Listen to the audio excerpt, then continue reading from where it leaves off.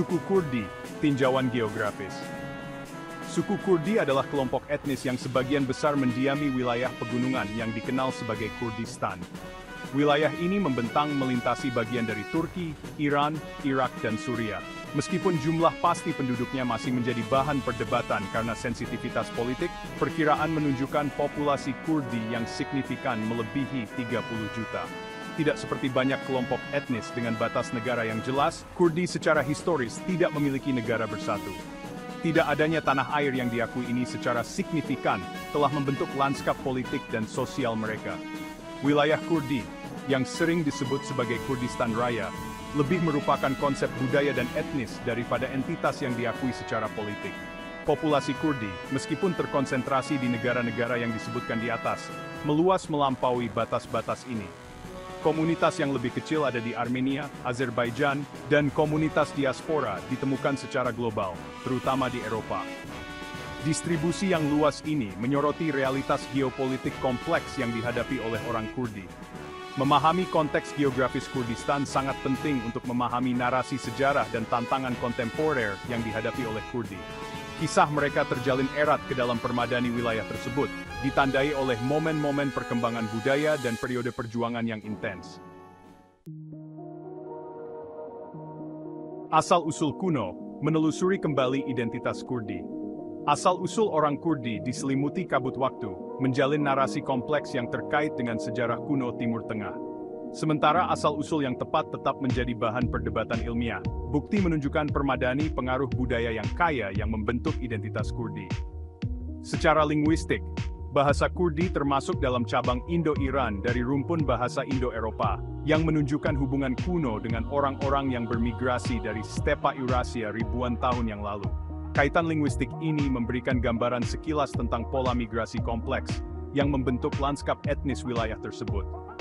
Secara historis, wilayah yang meliputi Kurdistan telah menjadi persimpangan peradaban, menyaksikan naik turunnya kerajaan.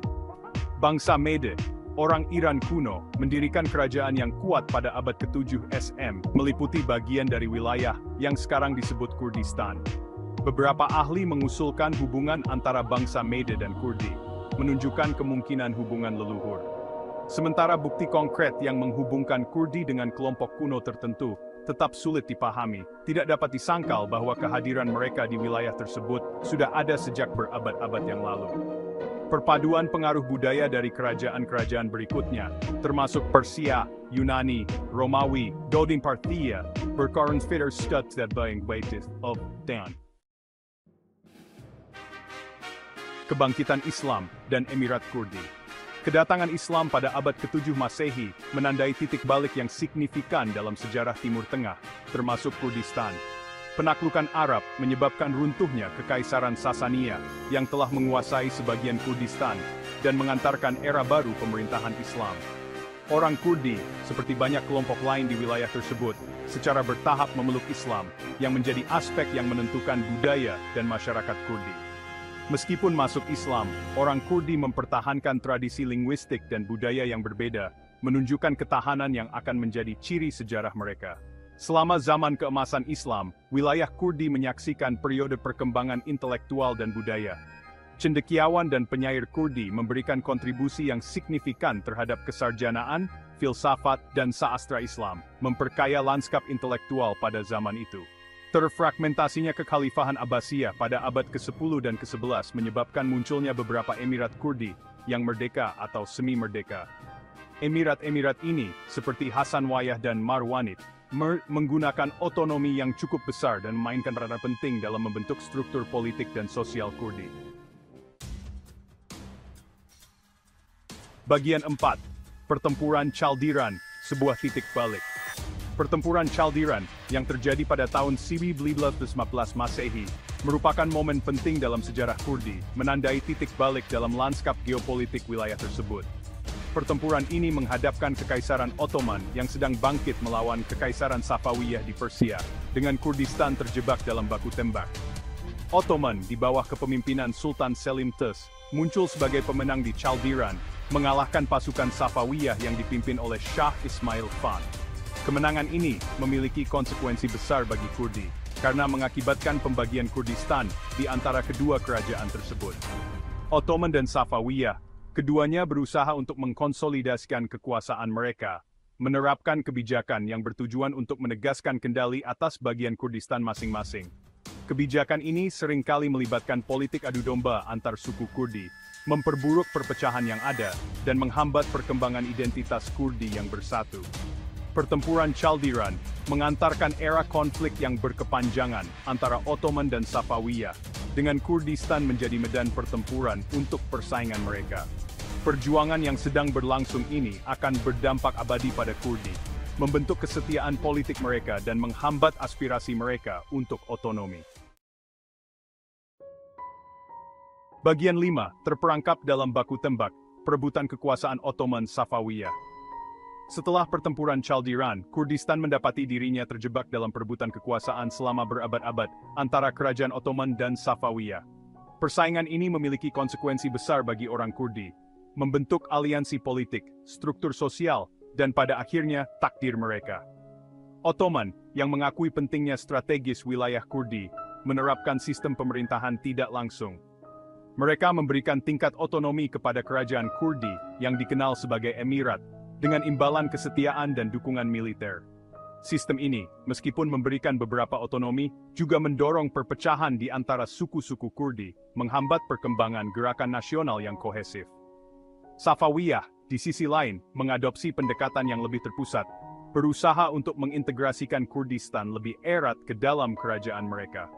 Mereka sering bentrok dengan suku-suku Kurdi yang menentang pemerintahan mereka, yang mengarah pada periode kerusuhan dan pemberontakan.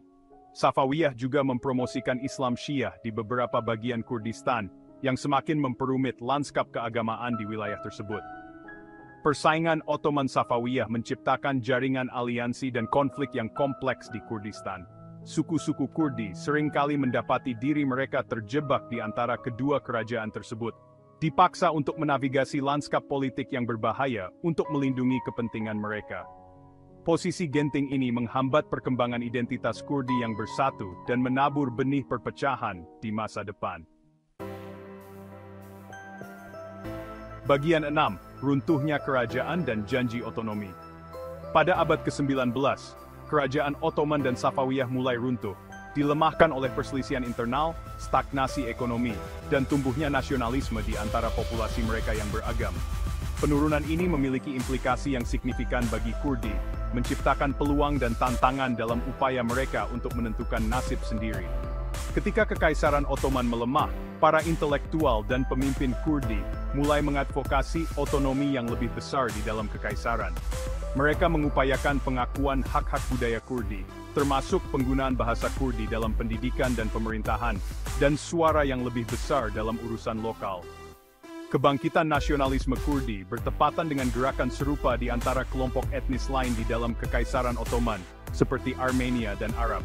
Gerakan-gerakan ini menantang struktur kekuasaan tradisional kekaisaran, dan berkontribusi pada rasa ketidakpuasan yang semakin besar di antara rakyatnya yang beragam. Kerajaan yang runtuh dan munculnya nasionalisme menciptakan campuran yang mudah meledak di wilayah tersebut, dengan Kurdi terjebak di tengah pergeseran aliansi dan perebutan kekuasaan. Sementara runtuhnya kerajaan menawarkan secercah harapan untuk otonomi, itu juga membuat Kurdi terkena ancaman dan tantangan baru. Bagian 7. Perjanjian Sevres dan mimpi yang tidak terpenuhi.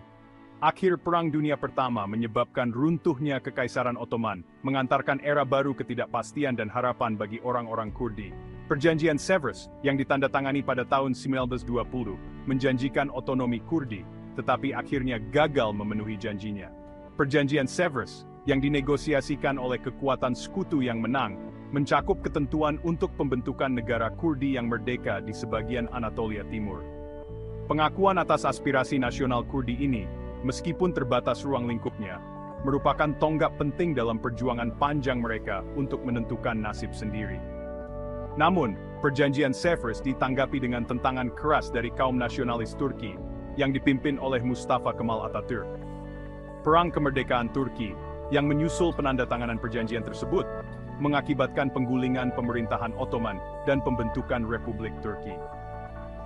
Perjanjian Lausanne, yang ditandatangani pada tahun 1923, menggantikan Perjanjian Sèvres dan menggambar ulang peta Timur Tengah. Ketentuan untuk negara Kurdi yang merdeka dihilangkan dari Perjanjian baru, menghancurkan harapan orang-orang Kurdi untuk menentukan nasib sendiri.